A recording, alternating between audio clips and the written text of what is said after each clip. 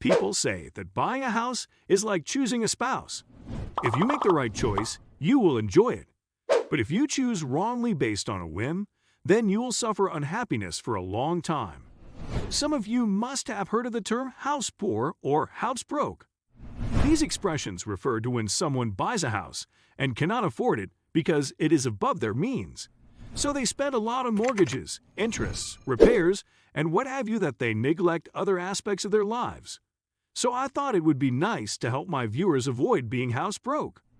In this video, I will explain what to consider when buying a home. Also, I will throw in 3 rules of thumb to help you make that decision. For each rule of thumb, I will highlight its advantages and disadvantages. I will also use examples that explain each of them. Before we begin, I will encourage you to like this video. Also, subscribe to this channel and hit the notification bell so that you receive future videos from my channel. Let's start with the first rule of thumb to help you avoid getting house broke. The first rule of thumb is the 28 by 36 rule. This rule says you should spend no more than 28% of your gross income on mortgage payments. Mortgage payments can include the mortgage's principal, interest, insurance, private mortgage insurance, and property taxes. All these should be related to housing expenses. Also, you should spend no more than 36% of your gross income on total debt servicing. That means your housing and other debts like student loans, car loans, and personal loans should not take more than 36% of your gross income. This rule effectively creates 2 categories for your debts. This rule has its advantages and disadvantages. The main advantage of the 28 by 36 rule is that it helps you understand how much liability you can afford. For example, if you apply it carefully, you can afford a house within your income without affecting other areas of your life, like servicing other debts. That is why lenders always use this rule when giving out credit. Another advantage of this rule is that you can do what you enjoy if you stick to this rule. Even when things go awry financially, this rule will help you to stick within your budget because you already have something saved when your finances are better. A potential disadvantage of this rule is that it allocates much of your income to housing expenses. Overall, 36% of your income is allocated to debt servicing, including housing debts and other debts. That means if you are a person that loves to splurge, it forces you to be disciplined and frugal. I hope you are enjoying the video. Before I explain how you can apply the rule of thumb with an example, I would appreciate it if you gave the video a thumbs up. Also, subscribe with the notifications. If I get 2,000 likes video, I will produce another video similar to this one next time. Now, let's get back to the video. Let's take an example of applying this rule of thumb. Let's say Daniel earns $86,570 every year.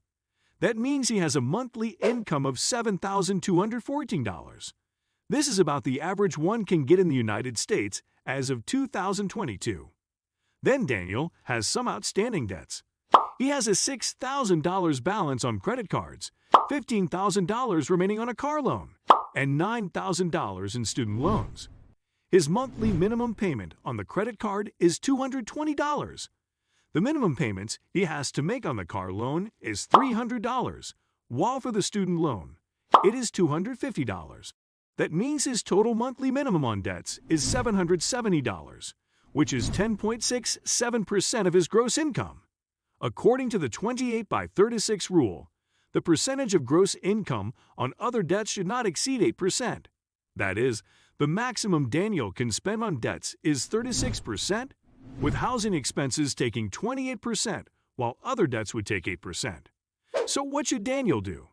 He is above the 8% recommendation.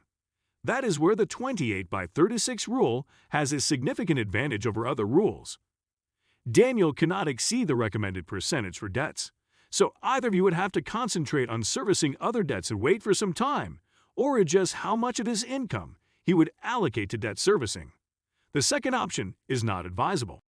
In Daniel's neighborhood, private mortgage insurance, PMI, is 0.5%, while property tax is $2,400 annually. Also, home insurance costs $1,000 each year. So if Daniel is patient, after some months, his other debts would get to 8% of his gross income, and he would be able to buy a home worth $400,000 on a 30-year mortgage with an interest rate of 5.1%.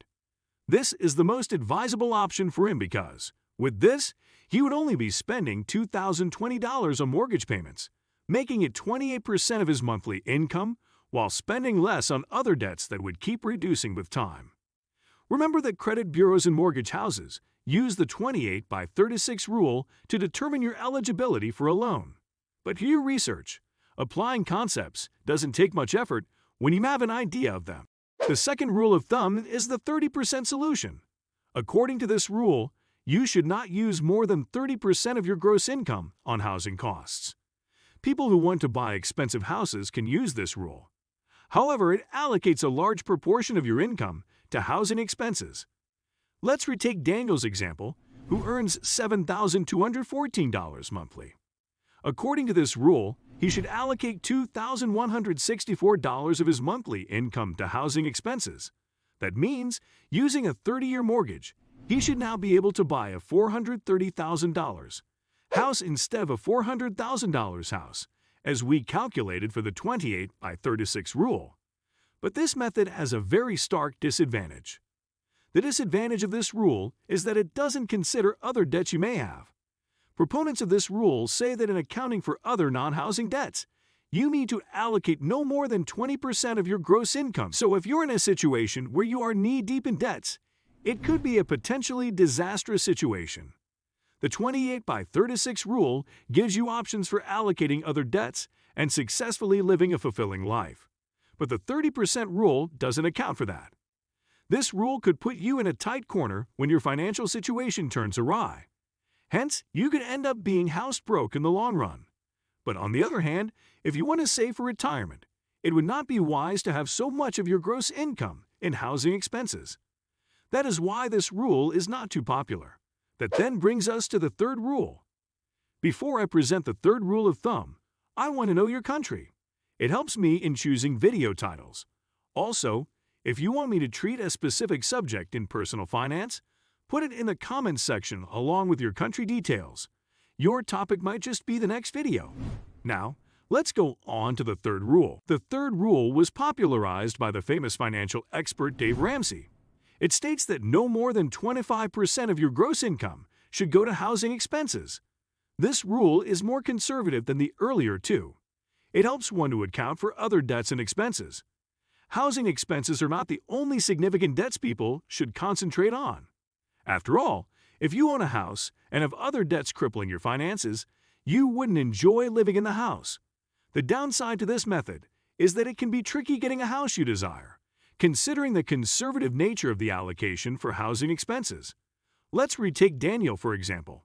If he were to allocate only 25% of his gross income to housing expenses, he would have only $1,803 for housing. For such an amount, considering a 30-year mortgage, he would have to settle for a $350,000 house. That means he would need to look at other neighborhoods that are different from his choice if he had used the 28 by 36 rule or 30% rule. If he wanted the $400,000 house, he might have to rent a bedroom or two or list it on Airbnb. This would make his housing cost go below the 25% rule. So these are the three rules of thumb generally used in allocating funds for purchasing a house. But one question people ask is, my situation is different. How can these rules of thumb apply to me? That answer depends on your situation. The rules of thumb should serve as a guide, so you shouldn't use them blindly. There are other things to consider when buying a house apart from the rules of thumb. Some of these include the down payment, furniture, moving expenses, and other appliances. Sometimes it can be overwhelming when you have to make several considerations for a house. That's why seeking professional advice helps. Remember, a house is one of the most significant purchases you can make in your life. That's it for today's video. Thanks for staying until the end. I hope you now have some guidelines to follow when you want to buy a house to avoid getting broke. If you enjoyed this video, don't forget to subscribe to this channel if you haven't done so, and also hit the notification bell. Now, if you want to watch more videos like this, then you need to watch this video right here. This video is one of the best on this channel. You can click on this video to watch further.